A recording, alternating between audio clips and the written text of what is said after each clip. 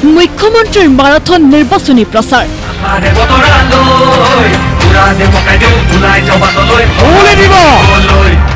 শুকুৰবাৰৰ দিনটোতো দৰং ওদালগুৰিৰ সমষ্টিৰ মিত্ৰজোঁটৰ প্ৰাৰ্থী দিলীপ শইকীয়াৰ হৈ কলাইগাঁৱত আৰু নগাঁৱৰ মিত্ৰজোঁট প্ৰাৰ্থী সুৰেশ বৰাৰ হৈ ভুটীয়া গাঁৱত মুখ্যমন্ত্ৰীগৰাকীয়ে জোৰদাৰ নিৰ্বাচনী প্ৰচাৰ চলায়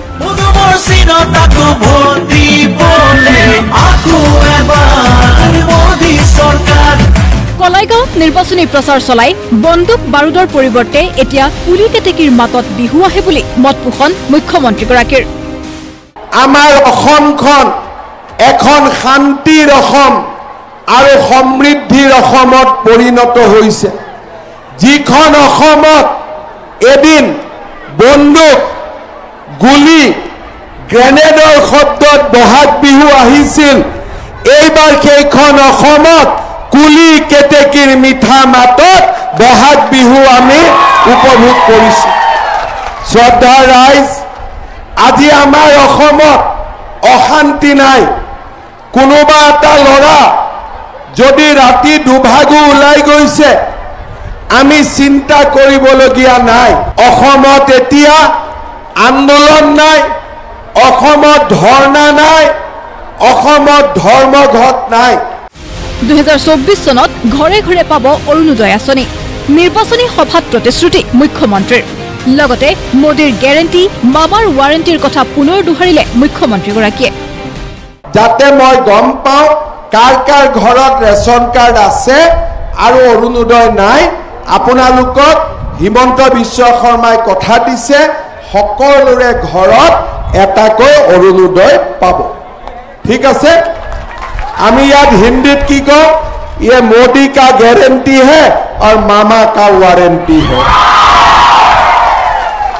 নগাঁৱৰ নিৰ্বাচনী সভাত ভাষণ প্ৰদান কৰি ৰাজনৈতিক হস্তক্ষেপ অবিহনে মেধাৰ ভিত্তিত ৰাজ্য চৰকাৰে চৰকাৰী চাকৰিত নিযুক্তি দিয়াৰ কথা ব্যক্ত কৰে মুখ্যমন্ত্ৰীগৰাকীয়ে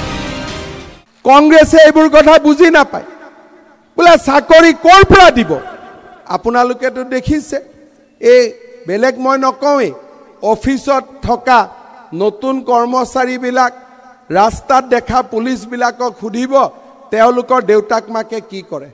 সব দুখীয়া পৰিয়ালৰ ল'ৰা ছোৱালী আজি কংগ্ৰেছৰ দিনত এজন এছিএছ হ'বৰ কাৰণে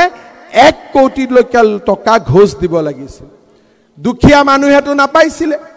দুখীয়া মানুহে যদি 1 কোটি টকা থাকেই চাকৰি কিয় কৰিব লাগে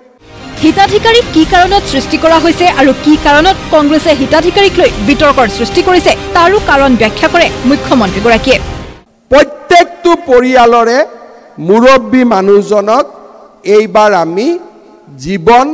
আৰু স্বাস্থ্য বীমা কৰাই দিম তাৰ মানে আপোনালোকে চিন্তা কৰক ৰেচন কাৰ্ডখন আছে চাউল পালো ৰেচন কাৰ্ডখন আছে উজ্জ্বলা গেছ পালো ৰেচন কাৰ্ডখন আছে আয়ুষ্মান ভাৰতৰ কাৰ্ড পালো ৰেচন কাৰ্ডখন আছে অৰুণোদয় পালো ৰেচন কাৰ্ডখন আছে পৰিয়ালৰ মুৰব্বী মানুহজনক জীৱন বীমা কৰোৱাই দিলো তাৰ উপৰিও প্ৰধানমন্ত্ৰী আৱাস যোজনাৰ ঘৰ 1.5 লাখ চৰকাৰী চাকৰি লাখপতি বাইদেউ ৰাস্তা ঘাট স্কুল কলেজ সামগ্ৰিকভাৱে বিকাশ আৰু প্ৰগতি আজি আপোনালোকে চিন্তা কৰক কংগ্ৰেছৰ চৰকাৰ অসমত বহুত দিন আছিল কংগ্ৰেছে এইবোৰ কথা আপোনালোকৰ আগত পাতিছিলে নেকি কংগ্ৰেছে এইবোৰ কথা কেতিয়াবা পাতে নেকি খুদিলে কয় লাখপতি বাইদেউ কিয় টকা দিব লাগে আৰে লাখপতি বাইদেৱে টকা পালে এই টকাটোৰ কেতিয়াও বেয়া ব্যৱহাৰ হ'ব নোৱাৰে